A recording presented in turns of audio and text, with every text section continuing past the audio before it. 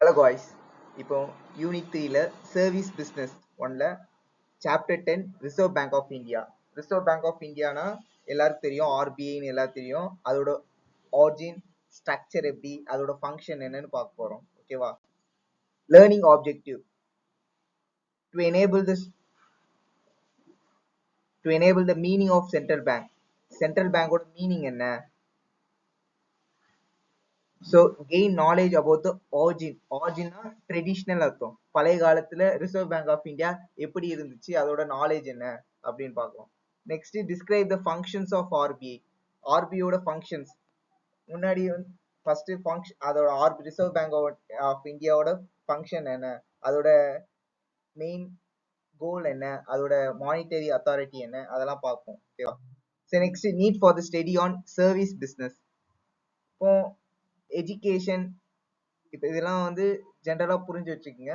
இதெல்லாம் மோஸ்டா கேட்க மாட்டாங்க. ஆனா வந்து இதை வந்து புரிஞ்சு வச்சுக்கிட்ட பேங்கிங்கை பத்தி 12th படிக்கும் போதும் காலேஜ்ல படிக்கும் போதும் ரொம்ப யூஸ்ஃபுல்லா இருக்கும்.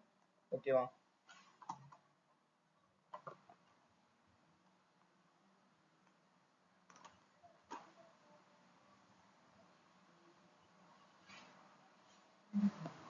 Education, medical, hospitals, and the like services business excited for centuries.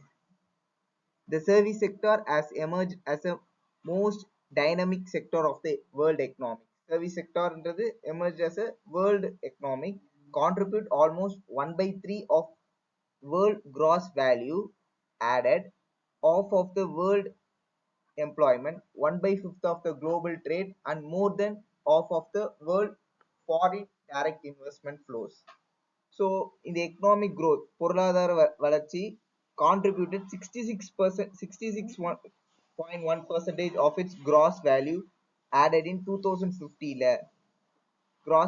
gross value added வந்து 2050ல 66% ஒரு general நாலேஜா புரிஞ்சுச்சுங்க. quotes the Indian estimated budget for 2050 to 60. இது வந்து 66.1% வந்து gross value added economic growth, பொருளாதார வளர்ச்சி 66.1%. ஸோ பேங்கிங் சர்வீஸ்னா என்ன?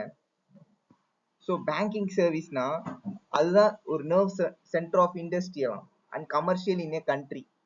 It plays a vital role by providing the money required for their regular function and development. Banking service தான் ஒரு vital role, providing the money. பப்ளிக்கு money வந்து கொடுக்கறது banking service தான். இது மெயின் விட்டல் ரோல்ன்றாங்க. Functioning and development. The word bank normally refers to commercial bank. நம்ம bank எல்லாமே சேர்த்து அப்படின்னு சொல்லும் போது கமர்ஷியல் பேங்க்னு சொல்லுவோம். கமர்ஷியல் பேங்க்னு சொல்லுவோம்.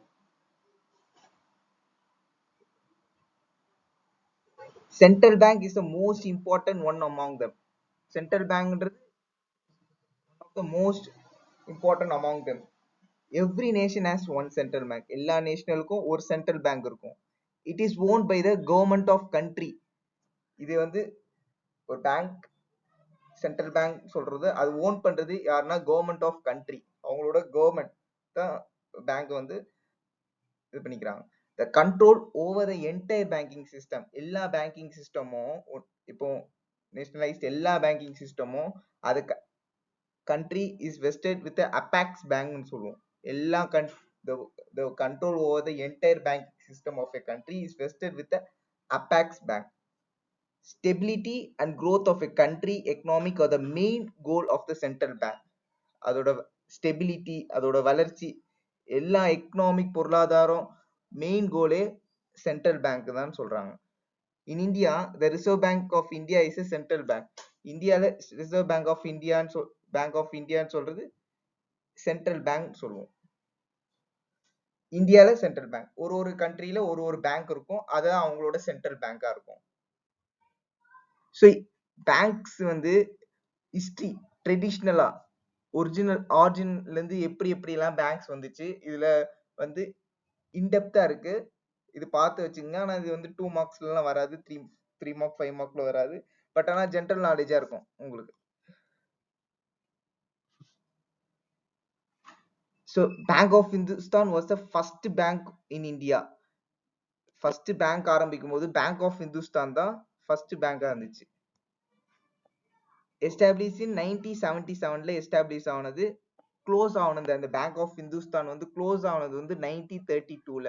இப்போ பேங்க் ஆஃப் இந்துஸ்தான் வந்து ஃபர்ஸ்ட் பேங்கா எஸ்டாப்ளிஷ் ஆனது 1770ல, க்ளோஸ் ஆனது 1932. அதுக்கப்புறம் என்ன வந்துச்சு? ஜென்ரல் பேங்க் ஆஃப் இந்தியான்னு வந்துச்சு. வாஸ் எஸ்டாப்ளிஷ் இன் 1786ல ஜென்ரல் பேங்க் ஆஃப் இந்தியா வந்துச்சு. அது லிக்விடேட்டட் இன் லிக்விடேட்டட்னா கேஷஸ் கன்வெர்டட் இன்டு கேஷ் அப்படின்னு சொல்லுவோம். அது 1791ல இது பண்ண 1971ல லிக்விடேட்டட் ஆயிடுச்சு, கன்வெர்டட் இன்டு கேஷ் ஆயிடுச்சு அப்படின்றாங்க. The Bank of Calcutta was the first joint stock bank established in 1806. Bank of Calcutta வந்து ஃபர்ஸ்ட் ஜாயின் பண்ணது எஸ்டாப்ளிஷ் ஆனது 1806ல ஆரம்பிச்சிச்சு. அதை திருப்பி ரீநேம் பண்ணி பேங்க் ஆஃப் பெங்கால்னு 1809ல இதாயிடுச்சு. The Bank of Bombay in 1840 and the Bank of Madras in 1843 were established. Bank of Bombay in 1840ல இதாவி and Bank of Madras in 1843ல வந்துச்சு. were established ஆயிடுச்சு. அந்த these bank are called president bankனு. இந்த மூணு bank தான் நம்ம president bank பண்ணுவோம். Bengal, Bombay and Madras only. ஓகேவா? So bank of president bank தான் நம்ம மூணா பிரிப்போம். Bengal, Bombay and Madras only. These president bank, இந்த பிரசிடென்ட் பேங்கை வேற அமாங்குலேட்டட் ஒன்னு அமாங்குலேட்டட் பண்றது இம்பீரியல் பேங்க் சொல்லுவோம். Imperial bank of India. Imperial bank of India இது வந்தது 27th January 1921ல வந்துச்சு. ஓகேவா? It confined its operation to the urban. அர்பன்னா என்ன, ரூரல் என்ன? அர்பன்னா சிட்டி சைடு இருக்கிறதெல்லாம் அர்பன் சொல்லுவோம். ரூரல்னா அக்ரிகல்ச்சர் சைட்ஸ்லாம் இருக்கிறதெல்லாம் ரூரல் சொல்லுவோம். அது வந்து கம்ப்ளீட்டட் நெக்லேட்டட் தோஸ் டேஸ் வரும்போது, therefore after இண்டிபெண்டன்ஸ்க்கு அப்புறம் pass in the parliament to take over the imperial bank of India. இண்டிபெண்டன்ஸ்க்கு அப்புறம் வந்து இது வந்து imperial bank of India by the government தான் ரன் பண்றாங்க. அந்த state bank of India came into being on July 1, 1955ல வருது. இண்டிபெண்டன்ஸ்க்கு அப்புறம் வருது. ஸோ 1881ல witness the birth of that bank. அப்புறம் அந்த அத் பேங்க் வந்து ரீநேம் ஆகி தான் பஞ்சாப் நேஷனல் பேங்க் ஆகுது 1894ல. 1894ல பஞ்சாப் நேஷனல் பேங்கா வருது. அப்துல் பேங்க் வந்து விட்னஸ் அந்த பர்த் ரீநேம்ட் ஆகி பஞ்சாப் நேஷனல் பேங்க் வருது. So bank definition. According to Banking Regulation Act 1949 படி banking means the accepting for the purpose of lending or investment of deposit of money from the public, repayable on demand or otherwise with and withdrawal by the check, draft, pay order or otherwise.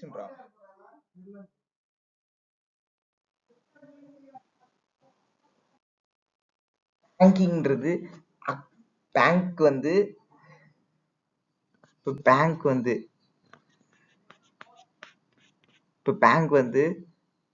பணத்தை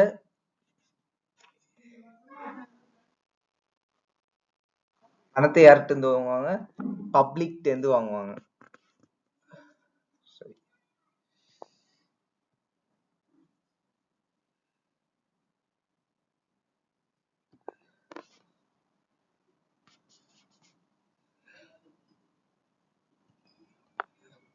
பேங்க்ன்றது வந்து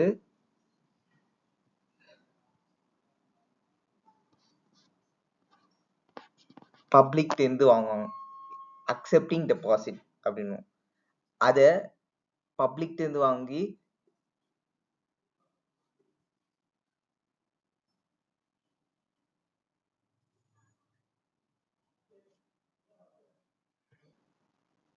public இருந்து வாங்கி loan கொடுப்போம்ல, public இருந்தே வாங்கி lending loan.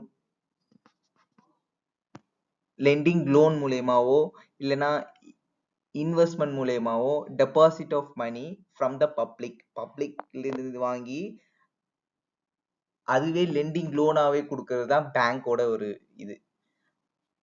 அது எப்படிலாம் கொடுப்பாங்க?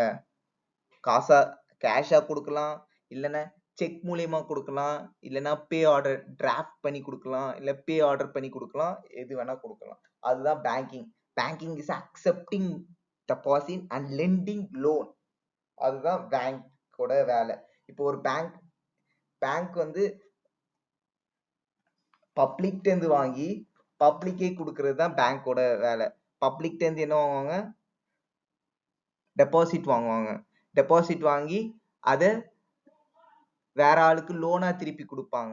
இந்த ரீசைக்கிள் ஆகிறது தான் பேங்கிங் சொல்லுவோம். ஸோ பேங்கிங்ன்றது definitions of banking. Definitions of central bank. Central பேங்க்னா மைய பகுதி. சென்ட்ரல் நடு. Central bank is a bank. எல்லா கண்ட்ரிலும் ஒரு சென்ட்ரல் பேங்க் இருக்கும். In any country to which has been entrusted the duty of regulating the volume of currency and credit in that country. ஒரு ஸ்டேட்டுக்கு ஒரு சென்ட்ரல் பேங்க் இருக்கும். நம்ம இங்க சென்ட்ரல் பேங்க் என்னது? RBI, reserve bank of India. அவங்க தான் இன்ட்ரெஸ்ட் பண்ணி மானிட்டரி மணி கொடுக்கறதோ இல்ல கிரெடிட்டபிலிட்டி கடன் கொடுக்கறதோ வித்தின் த கண்ட்ரி அந்த இது கொடுப்பாங்க. Within the country or one country to அனதரும் கொடுப்பாங்க. So bank of international settlement சொல்லியிருக்காங்க. So bank of international settlement சொல்லியிருக்காங்க. ஸோ ஆரிஜின் ஆஃப் பேங்க் பழைய காலத்துல இருந்து ட்ரெடிஷனலா எப்படி பேங்க்ஸ் எல்லாம் இருந்திருக்கு அப்படின்னு பார்க்க போறோம். So the imperial bank of India தான் ஃபர்ஸ்ட் சொன்ன மாதிரி தான். இம்பீரியல் பேங்க் ஆஃப் இந்தியா தான் ஃபர்ஸ்ட் இது பண்ணாங்க. அவங்க தான் நோட் இஷ்யூ பண்ணதான். And other functions of central பேங்க்கும் அவங்க தான் இது பண்ணதான். 1926ல the Hilton Young commissions or the royal commissions on Indian currency and finance, J M Keynes and sir இதெல்லாம் தெரிஞ்சு வச்சுக்கோங்க. இதெல்லாம் 3 மார்க்ஸ்ல கேட்பாங்க. இது ஆரிஜினா ட்ரெடிஷனல் அர்த்தம். 3 மார்க்ஸ்ல இம்பார்ட்டன்டான 3 மார்க். ஓகேவா? Sir erected cable where its member made recommendation to create a central bank. 1926ல இந்த இது ரொம்ப இம்பார்ட்டன்ட் பாயிண்ட். இம்பீரியல் பேங்க் தான் ஃபர்ஸ்ட் நோட் இஷ்யூ பண்ணது. ஃபங்க்ஷன் ஆஃப் சென்ட்ரல் பேங்க் இது பண்ணது. ஸோ இது ஒரு பாயிண்ட் எதுங்க. As a result, the RBI Act 1934 was passed and RBI launched in operation from April 1, 1935ல ஃபர்ஸ்ட் ஆபரேஷன் லான்ச் பண்ணது RBI. அப்புறம் RBI was established with a share capital of 5 crore. First ஆரம்பிக்கும் போது 5 கோடி இருந்திருக்கு அவங்களுக்கு. ஷேரை 100 ஈச் ஃபுல்லி பேட் அப் capital. ஒரு ஷேரா 100 ஈச் தனித்தனியா 100 ஈச் ஃபுல்லி பேட் அப் கேபிட்டல் இருந்திருக்கு. ஃபர்ஸ்ட் ஸ்டார்ட் பண்ணும்போது 5 கோடி வச்சு ஸ்டார்ட் பண்ணிருக்காங்க. The entire share capital was owned by the private. First நிறுவனம் ஆரிஜின்ல பழைய காலத்துல வந்து 1937க்கு அப்போ சொல்றேன், பிரைவேட் ஷேர் ஹோல்டர் தான் ஃபர்ஸ்ட் ஆரம்பிச்சு. அப்போ கவர்மெண்ட் வரல. அதுக்கப்புறம் தான் கவர்மெண்ட் வந்துச்சு. It heads office was in Calcutta. கல்கத்தால இருந்தது. மும்பைக்கு மூவ் டு 1937. ஸோ ஞாபகம் வச்சுங்க. இம்பீரியல் பேங்க் தான் நோட் இஷ்யூ பண்ணது ஃபர்ஸ்ட். அப்புறம் 1935ல ஆபரேஷன் ஆர்பிஐ லான்ச் பண்ணது. அப்புறம் 5 கோடி டிவைடட் இன்டு ஷேர் வந்தது. அப்புறம் நெக்ஸ்ட் பிரைவேட் பேங்கா இருந்துச்சு. அப்புறம் ஆபீஸ் கல்கத்தால இருந்து மும்பைக்கு மூவ் ஆயிடுச்சு 1937ல. ஆஃப்டர் இண்டிபெண்டன்ஸ், சுதந்திரத்துக்கு அப்புறம் after independence, the government of India passed Reserve Bank transferred to Public Act 1948 and took over RBI after paying appropriate compensation to the private shareholder. அதுக்கப்புறம் 1948ல இருந்து from January 1, 1949 RBI started functioning as a government owned Central Bank of India. 1949க்கு அப்புறம் from January 1, 1949க்கு government பிரைவேட்ல இருந்து கவர்மெண்டா மாறிச்சு central bank of India. 3 head department இருக்கு. The RBI was central bank of Burma until 1947 வந்து central bank எங்க இருந்துச்சு? பர்மால இருந்துச்சு. அப்புறம் சென்ட்ரல் பேங்க் வந்து பாகிஸ்தான்ல இருந்துச்சு. இண்டிபெண்டன்ஸ்க்கு முன்னாடி 1 இயருக்கு முன்னாடி பாகிஸ்தான்ல இருந்துச்சா சென்ட்ரல் பேங்க். ஸோ அதுக்கப்புறம் 1949ல தான் government owned central bank of India. So origin of என்ன அதுக்கு முன்னாடி இருக்க ஹிஸ்டரிஸ் எல்லாம் பார்த்தாச்சு. So organisational structure of RBI எப்படி வந்து organisation structure one by reserve bank of இந்தியாவோட ஸ்ட்ரக்சர்ஸ் பார்ப்போம். the head office of RBI is shooted in மும்பைல ஷூட் பண்ணாங்களாம். ஷூட்டட் ஆயிடுச்சு. எப்ப head office of RBI shooted in Mumbai, கல்கத்தால இருந்து மும்பைல சேஞ்ச் பண்ணாங்க. அப்புறம் the central office has 33 regional இருக்கான், 33 டிபார்ட்மெண்ட் இருக்கான். 2017ல சென்ட்ரல் ஆஃபீஸ் வந்து 33 டிபார்ட்மெண்ட்ஸ் இருந்திருக்கான்.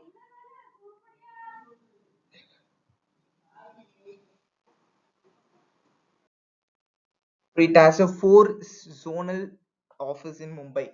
4 zonal offices இருக்கு. மும்பை, டெல்லி, கல்கத்தா, சென்னை. 4 zonal office இருக்கு. Under local board with deputy governor as their head. ஓகேவா? It also has 90 regional office. 19 regional office 11 sub office வந்திருக்கு. RBI is governed by RBI வந்து govern பண்றது central board of director. 21 member appointment by the government of India அந்த board வந்து பண்ணுவாங்க. இப்போ இதோட இன்னொன்னு, ஒரு கவர்னர் 4 டெப்டி கவர்னர், ஒரு கவர்னர் 4 டெப்டி கவர்னர் அப்பாயிண்ட் பண்ணுவோம் 4 இயர்ஸ்க்கு 4 இயர்ஸ்க்கு 4 இயர்ஸ்க்கா. 10 directors from various field, 10 director from various field. இது ரொம்ப important. 2 government official, 2 government official இருப்பாங்க. 4 டைரக்டர்ஸ் லோக்கல் போர்டுக்கு, 1 each from local board. 4 director, 1 each from local board. இதான் organisation pattern of RBI, reserve bank of India. So reserve bank of இந்தியால origin, structures இதெல்லாம் பார்த்துட்டோம். Central பேங்க்னா என்ன அதுவும் பார்த்தாச்சு. இப்போ ஃபங்க்ஷன்ஸ் ஆஃப் ஆர்பிஐ, ஆர்பிஐயோட ஃபங்க்ஷன்ஸ் இதுதான் பண்ணுவாங்க. RBI reserve bank of India இதுதான் பண்ணுவாங்க அப்படின்னு இருக்க ஃபங்க்ஷன்ஸ். ஓகேவா? மானிட்டரி அத்தாரிட்டி, மானிட்டரி அத்தாரிட்டினா ஒண்ணுமே இல்லை, money authority. Regulatory and supervisor of financial system, இப்படிதான் ரெகுலேட்டர் பண்ணும், இப்படிதான் சூப்பர்வைசர் பண்ணும் அந்த ஃபினான்சியல் சிஸ்டம், அந்த நிலைப்பாட. So manager of foreign exchanges, எப்படி manage of foreign exchanges RBI ஒரு ஃபங்க்ஷன்ஸ் வச்சிருக்காங்க. Issue of currency, currency issue பண்றது யாரு? ஆர்பிஐ தான். டெவலப்மெண்ட் ரோல், ஒரு டெவலப்மெண்ட் growth, எக்கனாமிக் growth, பொருளாதார growth அது பேங்க் மூலியமா வந்துச்சுன்னா ஆர்பிஐ மூலியமா தான் வரும். Regulatory and supervisor of payment and settlement, regulatory and supervisor of payment and settlement, அது ரெகுலேட் பண்ணி சூப்பர்வைஸ் பண்ணி எப்படி பே பண்ணலாம், எப்படி அமௌண்ட் வாங்கிட்டு எப்படி லோன் கொடுக்கலாம். 5% டெபாசிட்டுக்கு இன்ட்ரெஸ்ட் கொடுத்துட்டு 8% டெபாசிட்டுக்கு லோன் அவங்கள்ட்ட இருந்து நம்ம வாங்குறது. அப்போ அது ப்ராஃபிட் எவ்வளவு? 3% ப்ராஃபிட்டா இருக்கு பேங்க்கு கிடைக்கும். ஸோ இந்த மாதிரிலாம் வந்து ரெகுலேட் பண்றதா bank. So related functions bank to bank. பேங்கர்ஸ்க்கு, பேங்கர்ஸ்ல வேலை பார்க்குறவங்களுக்கு பேங்க்ல வந்து இப்போ கமர்ஷியல் பேங்க் எடுத்துக்கிட்டு, இது அடுத்தடுத்த சாப்டர்ல பார்ப்போம் எப்படி இருந்தாலும். இப்போ கமர்ஷியல் பேங்க் எடுத்துக்கிட்டீங்கன்னா, கமர்ஷியல் நேஷனலைஸ்டு பேங்க்ல இருக்குன்னா அதெல்லாம் எல்லாமே எடுத்து அவங்கதான் பேங்கர்ஸ்னா இவங்க பேங்க், அதுக்கு ரிலேட்டட் ஃபங்க்ஷன்ஸ் என்ன. ஸோ இப்போ functions of RBI reserve bank of India இருக்குன்னா, மானிட்டரி அத்தாரிட்டி, மணி அத்தாரிட்டின்னு. இப்போ formulate, implements and monitor the money authority. Money அத்தாரிட்டியை மானிட்டர் பண்றது யாருன்னா ஆர்பிஐ தான். Objective maintaining price stability, price ஸ்டெபிலிட்டியும் while keeping in mind the objective of growth. Inflation சொல்லுவாங்கல்ல, inflation வீக்கம், பண வீக்கம், இதெல்லாம் கண்ட்ரோல் பண்ணி பொருளாதார வளர்ச்சிக்காக ஒரு ஃபங்க்ஷன்ஸ் தான் இந்த monetary authority functions. So regulatory and supervisor of financial system, prescribe broad parameters of banking operation within which the country banking and financial system functions. Objective, main public confidence in system. protect depositor interest and provide cost effective banking service to the public. ஒரு financial system இப்படிதான் maintain பண்ணணும், இப்படிதான் protect பண்ணணும், இப்படிதான் காஸ்ட்டை வந்து provide பண்ணணும். இதெல்லாம் பேங்கிங் சேவையில் regulated and supervisor financial system. ஓகேவா? So manager of foreign exchanges ஃபெமான். அது ஃபெமான்றது ஃபாரின் எக்ஸ்சேஞ்ச் மேனேஜ்மெண்ட் ஆக்ட் 1999. நல்லா நான் வச்சுங்க, ஃபாரின் எக்ஸ்சேஞ்ச் மேனேஜ்மெண்ட் ஆக்ட் 1999. அதோட ஆப்ஜெக்டிவ் வந்து எக்ஸ்டர்னல் ட்ரேட், வெளியுறத்தக trade, payment and promote orderly development and maintaining of foreign exchanges market in India. இப்போ மேனேஜ் பண்ணணும் ஒரு ஆர்பிஐ ஃபங்க்ஷன்ஸ்னா, இங்க இருக்கிறது ஃபாரின் எக்ஸ்சேஞ்சோ அங்க இருக்க ஃபாரின் எக்ஸ்சேஞ்சோ மேனேஜ் பண்ணி ஆர்டர் டெவலப்மெண்ட் பண்றதும் மெயின்டெனன்ஸ் பண்றதும் இதெல்லாம் வந்து ஒரு கீ ஃபங்க்ஷன்ஸ் சொல்லுவோம். இஷ்யூர் ஆஃப் கரன்சி யார் இஷ்யூ பண்ணுவா? ஆர்பிஐ தான் இஷ்யூ பண்ணுவாங்க. Issue currency and destroyed currency notes as well as put into circulation coin minted by the government of India. RBI issue பண்ணுவாங்க, government of India issue பண்ணுவாங்க. Objective to give the public adequate quality of supplies of currency notes and coins in good quality. RBI வந்து ஒரு good quality of currency notes coins கொடுப்பாங்க. government of India supports பண்ணுவாங்க அந்த issues of currency பண்றதுக்கு. So development bank perform a wide range of promotional functions to support national objective. RBI functions to develop பண்றது, அது development பண்ணும், support national objective பண்ணணும். ஓகேவா? Wide ரேஞ்சா. So regulatory and supervisor of payment and settlement system, introducing and upgrade safe and efficient modes of payment system in the country to meet the requirement of the public at large. Objective maintain public confidence in payment and settlement, maintain public confidence and payment settlement system.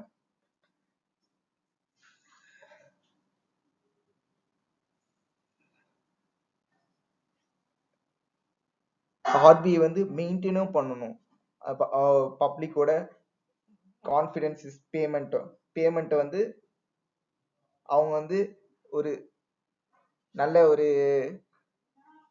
Advices, நல்ல நம்பிக்கையா இருக்கணும். RBI வந்து settlement system பண்ணணும். So இதுல சொல்றாங்க regulator and supervisor of payment and settlement system. Related bank banker to the government perform mergent banking function for the central and the state government.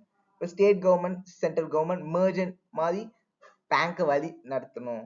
as also act as a banker, ஒரு banker மாதிரி இருக்கணும். banker to bank maintaining banking account of all the scheduled bank. இப்போ bankers வந்து பேங்க்குக்கு, இப்போ bankers இப்போ nationalised bank எடுத்துக்கிட்டீங்கன்னா வச்சுக்கோங்களேன், bankers to maintaining banking account to all scheduled bank. இப்போ பேங்கர்ஸ்னு வச்சுக்கிட்டீங்கன்னா, இப்போ பேங்க்னு வச்சுக்கோங்களா, இப்போ இதான் பேங்க், இதுதான் பேங்கர், இது வந்து பேங்க், இது வந்து நம்ம ஆர்பி நெக்ஸ்ட் கிளாஸ்ல நல்லா விரிவாக்கமா ஆர்பிஐனா என்ன, நேஷனலைஸ்டு பேங்க்னா என்ன, இது பேங்கர். இப்போ நெக்ஸ்ட் சாப்டர்ல ரொம்ப விரிவாக்கமா பார்ப்போம். இப்ப பேங்கர்ன்றவங்க ஒரு நேஷனலைஸ்ட் ஒரு 13-14 பேங்க் இருக்கு, நேஷனலைஸ்ட் ஆகுறாங்க. இப்போ இவங்க இருக்க maintaining banking account of all scheduled, இவங்க மெயின்டைன் பண்ணணும் அந்த பேங்க்ஸ், அது வந்து இவங்ககிட்ட சொல்லணும். இப்ப பேங்க் ஆர்பிஐ கிட்ட இவ்வளவு இது வந்திருக்கு, அது லீகலா பண்ணணும், எல்லாமே லீகலா பண்ணணும், இல்லீகலா பண்ணக்கூடாது. ஸோ அதர் ரிலேட்டட் ஃபங்க்ஷன் எல்லாமே லீகலா பண்ணும், எதுவுமே இல்லீகலானா ஆர்பிஐ வந்து ஃபைன் போட்டுருவாங்க, ஃபைன் வந்துடும், ஆர்பிஐ ஃபைன் போட்டுருவாங்க, அந்த நேஷனலைஸ் பேங்கை மூடிடுவாங்க. ஸோ இதெல்லாம் related bank. So functions of RBI அதோட 5 பாயிண்ட்ஸ் எழுதுங்க. ஆரிஜின் ஆஃப் ஆர்பிஐ கேட்டா 3 மார்க்ஸ்ல வருது, அது 3 பாயிண்ட்ஸ் to 4 பாயிண்ட்ஸ், ஏதாவது உங்களுக்கு இம்பார்ட்டன்டா ஈஸியா அண்டர்ஸ்டாண்ட் ஆகிற மாதிரி அதை பாருங்க. ஸோ நெக்ஸ்ட்னா அதோட மீனிங் பேங்க்னா என்ன தெரியும், அக்செப்டிங் டெபாசிட் லெண்டிங் லோன். அடுத்தது அதெல்லாம் பார்ப்போம். சர்வீசஸ்னா என்ன தெரியும். ஸோ இதுதான், அவ்வளோதான். So thank you.